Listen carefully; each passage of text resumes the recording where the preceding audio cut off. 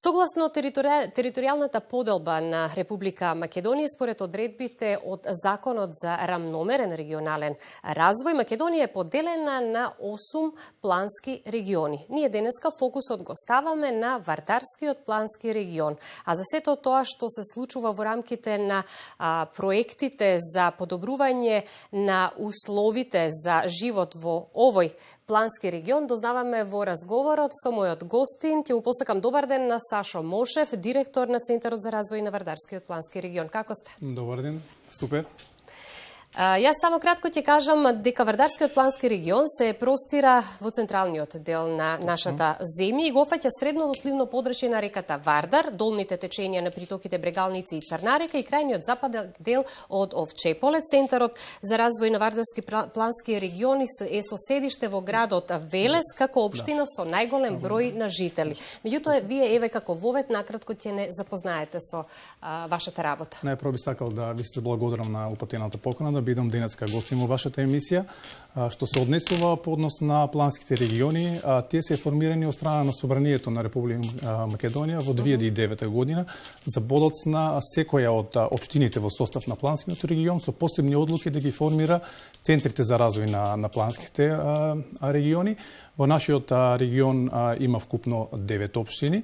Тоа се општините Кавадарци, Неготино, Демиркапија, Росоман, Градско, Велес, Чашка, Лозово и Свети Николе. Како невисоко тело на Центарот за развој, сега ова мислам функционира Советот за развој, во кој што го водат 9 градоначалници од овие општини.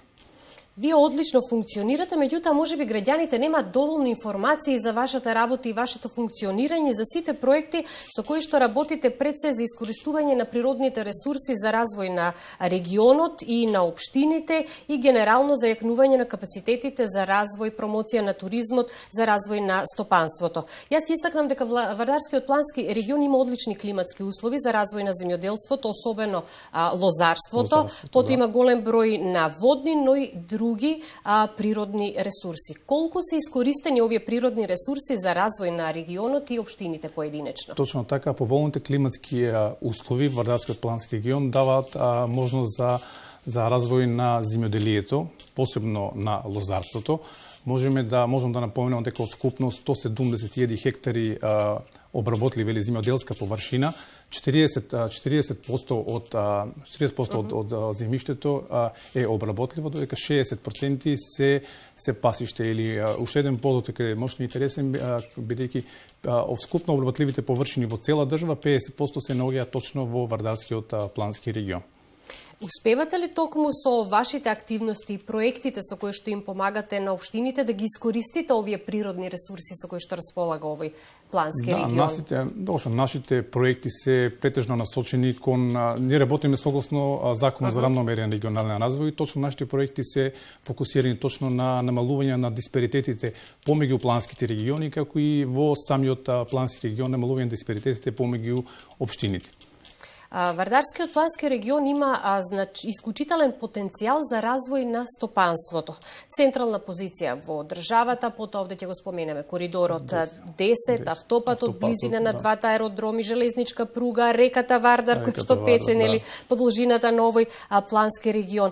И затоа и ве прашав дали со проектите преку програмата за рамномерен регионален развој се искористува овој потенцијал за развој на стопанството и малку подетално да ни кажете за тие проекти на кои што вие работите и како пристапувате кон општините, како тече соработката и како ги реализирате овие заеднички проекти. Точно така, пристапноста на самата позиционираност на Вардарскиот регион, достапноста на коридорот 10, автопатот Е75, меѓународниот аеродром во Скопје, границата со Грција, го дава сето она што нашиот регион се издвојува од останатите региони и го прави поконкурентен за соработка. Но овдека не можеме, овдека можеме да издвоиме многу работи со кои што можеме да го развиваме нашето стопанство. Тоа е во делот на градежништвото, делот на рударството, преработувачката индустрија, автомобилската индустрија, во последно време е развиена и исто искористувањето на обновливи извори енергија, кај што се поставуваат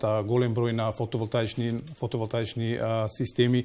Тука се исто компаниите за производство на вода и така натаму. Што се однесува до соработката со локалните самоуправи, ние работиме согласно стратегијата за развој на Вардарскиот плански регион, која што е усогласена со национални стратегии, како и со стратегиите и годишните програми на општините. Сите тие проекти се насочени претежно кон развојот на инфраструктурата. Тоа треба да биде нормално регионална инфраструктура, имаме развој на мобилна инфраструктура, енергетска инфраструктура. Значи сите тие проекти треба да доаѓаат во координација со општините. Јас одвај би се надоврзала и за проектите кои што се однесуваат на зачувување и подобрување на животната средина, што исто многу од големо значење, затоа што Вардарскиот плански регион изобилува со, реков и претходно, природни ресурси, животна средина која што нуди многу, меѓутоа треба да се искористува, но пред се да се одржува.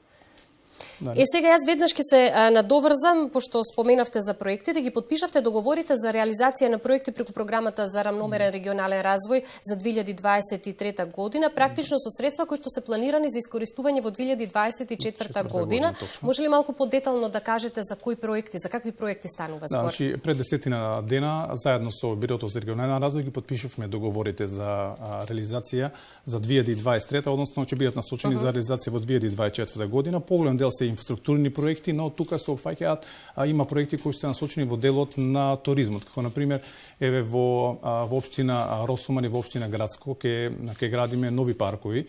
Во општина Росуман во 3 села веќе има планирано 3 реконструкција и изградба на 3 нови паркови, во општина Градско има реконструкција и изградба на еден парк, исто така во општина Велес целосно ќе се реконструира спомен костурницата, како и ќе се уредува партерно заедно со целосно осветлување.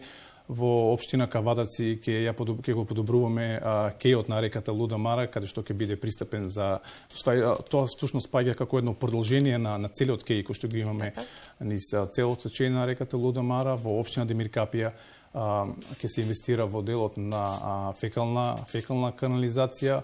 Во општина Готино ќе се реконструира градскиот плоштад кој што ќе добие целосно нов лик. Во општина Свети Николе ќе инвестираме во делот на спортот, тоест ќе градиме нова балон сала која што биде намената за учениците од основните училишта.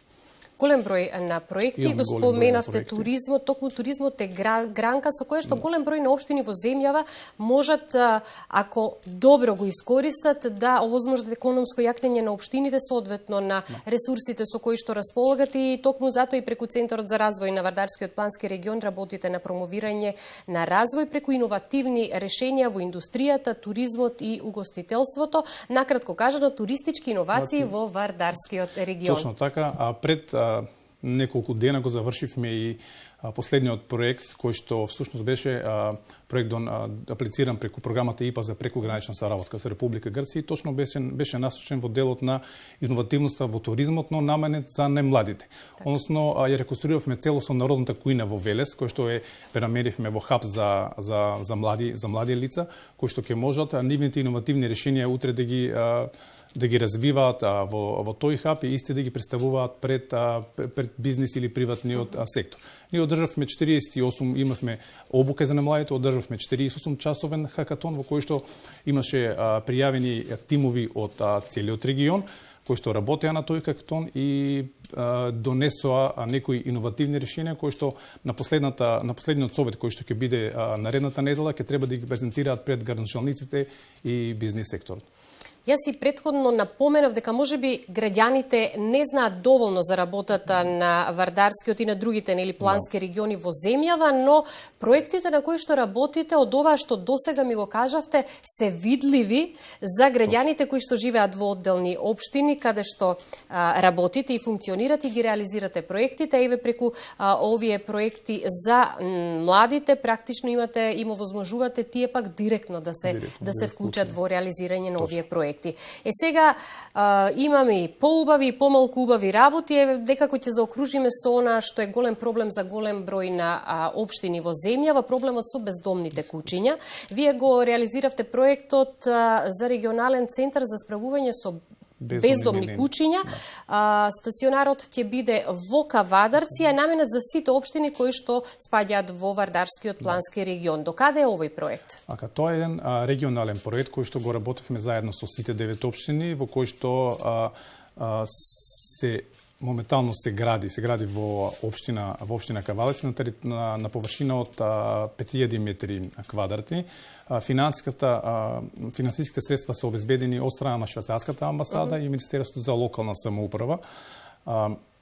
Моментално ги привршуваме активностите за изградба на регионалниот стационар ШЕПА и се надеваме дека до крајот на ова година ќе биде целосно изграден и опремен, бидејќи опремата исто така е набавена, само се чека да се финализираат некои крајни фази од проектот.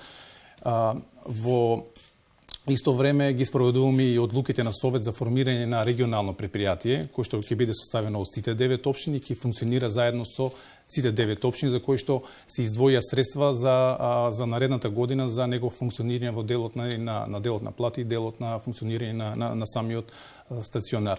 Така да се надеваме дека во почетокот на јануари 2024 година ќе имаме функционално регионално предпријатие за прв пат во нашиот регион. Одлично. Бидејќи ја заокружуваме ова 2023 година, задоволни ли сте од годината што изминува и сето тоа што успеавте да го реализирате? Да, јас лично заедно со мојот тим и со граначалниците сме задоволни од тоа што ова година го реализиравме, но имаме и многу уште започнати работи кои што не можеме да ги завршиме ова година, остануваат за наредна година. Имаме одлични соработки со амбасадите кои се присутни во нашата држава, тоа се американската, германската амбасада, полската, чешката, така да остануваме во соработка со сите оние институции, министерства и невладини организации и се надеваме дека идната година ќе постигнеме уште поголеми успеси и ќе придонесеме за подобар развој на општините во нашиот регион. Ваша задача како Вардарски плански регион заедно со локалната самоуправа на градовите кои што спаѓаат во овој регион е секако да ги детектирате проблемите и потребите на граѓаните и секако да реагирате во таа насока и секако во годината што ни престои. Верувам дека тимот на Центарот за развој на Вардарскиот плански регион продолжува посветено и мотивирано да ги остварува зацртаните цели поврзани со проектните активности како и постигнување на посаканите резултати, а јас ви посакувам на вистина многу успешни реализации на проектите. Благодарам. Ви благодарам на гостувањето.